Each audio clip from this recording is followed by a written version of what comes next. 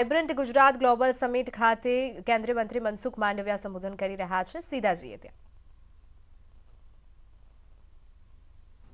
नया भारत में सभी व्यवस्था को देखने की दृष्टि बदल चुकी है। यहां होलिस्टिक हेल्थ की बात हुई है।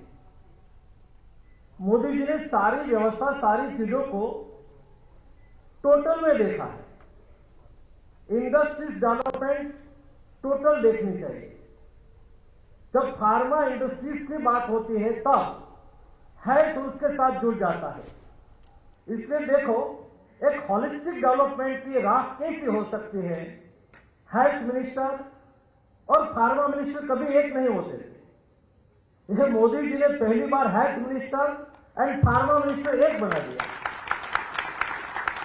उसका फायदा है क्योंकि हेल्थ की सारी नीति फार्मा पर डिपेंडेंट होती है, फार्मा की सारी नीति हेल्थ पर डिपेंडेंट होती है।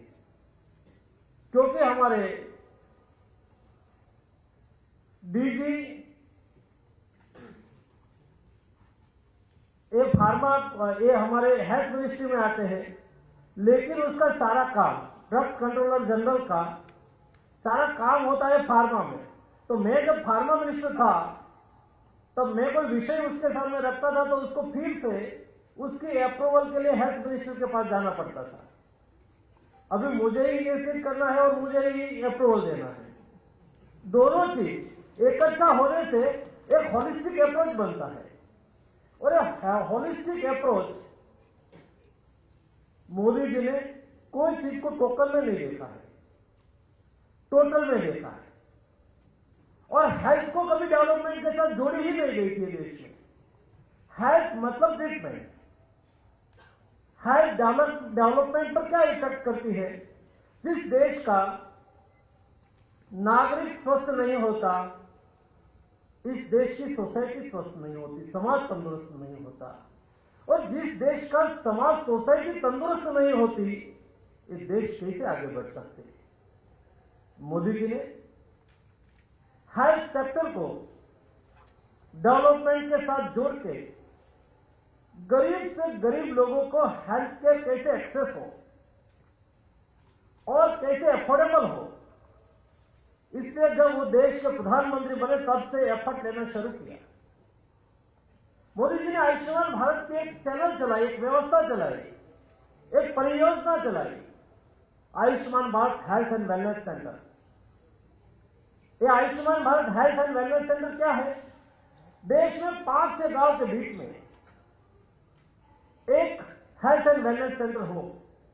सारे देश में 1,50,000 हेल्थ एंड वेलनेस सेंटर के माध्यम से 5-6 गांव में एक ऐसा सेंटर, वहां 10, 15, 20 टाइप की डायग्नोसिस वहां ही हो जाए, वहां उसको ट्रीटमेंट मिल जाए। उसमें डायबिटिक पेशेंट है, वहां डायग्नोसिस हो जाए। बीपी है, वहां डायग्नोसिस हो जाए। आपको महिला हो, ब्रेस्ट कैंसर हो, ओरल कैंसर हो, सर्वाइकल कैंसर हो, ये प्राइमरी लेवल पर जो उसका डायग्नोसिस हो जाए तो उसका जीवन बच सकता है। इस तरह की व्यवस्था सारे देश में खड़ी हो, इसलिए मोदी जी ने Ayushman Bharat health and wellness centre की योजना चलाई। आज 90,000 हेल्थ एंड वेलनेस सेंटर बन चुका है। अगले 2 साल में 1,50,000 हेल्थ एंड वेलनेस सेंटर बना के हेल्थ सेक्टर को, हेल्थ को एक्सेस किया। उसके बाद वहां तो डायग्नोसिस हो गया। डायग्नोसिस हो जाने के बाद गांव में रहने वाले गरीब लोग, उसको ट्रीटमेंट आगे मिलनी चाहिए। तो आगे कहां तक जाना, टर्शरी केयर कहां तक एक्सेस हो, मिडिल केयर, मीडियम केयर कहां तक एक्सेस हो। मोदी जी ने तय किया डिस्ट्रिक्ट हॉस्पिटल को स्ट्रेंथ करने की आवश्यकता है। डिस्ट्रिक्ट हॉस्पिटल को स्ट्रेंथ करें तो डॉक्टर चाहिए, हेल्थ एंड वेलनेस सेंटर में डॉक्टर चाहिए। तो मोदी जी ने कॉम्प्रिहेंसिव सोचा कि देश में एमबीबीएस की सीट बढ़नी चाहिए। आज हो 35,000 से आगे बढ़ के 85,000 हो चुकी है और अगले दिनों में 1 लाख हो जाएगी। एमबीबीएस की 1 लाख सीट हो तब जाके डॉक्टर मिलेंगे। डॉक्टर हॉस्पिटल में होना चाहिए, हॉस्पिटल अच्छी होनी चाहिए। नेशनल हेल्थ मिशन के माध्यम से डिस्ट्रिक्ट हॉस्पिटल को स्ट्रेंथन किया जा रहा है। टर्शरी केयर भी मिलनी चाहिए। उत्तम कक्षा की ट्रीटमेंट मिलनी चाहिए। तो मोदी जी ने तय किया कि हर स्टेट में एक एम्स हो, 22 एम्स। मोदी जी जब प्रधानमंत्री बने तो 6 एम्स थी।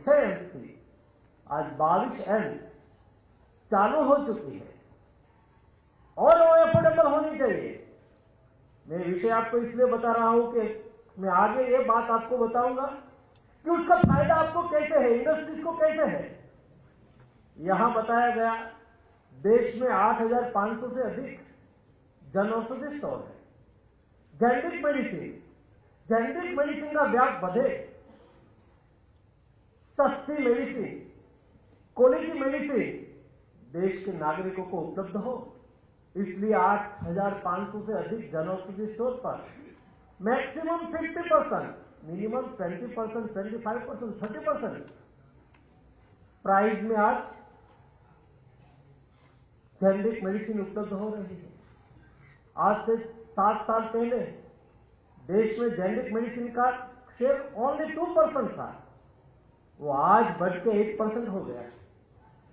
अगले दिनों में और आगे बढ़ेगा। ये इसलिए आवश्यक है।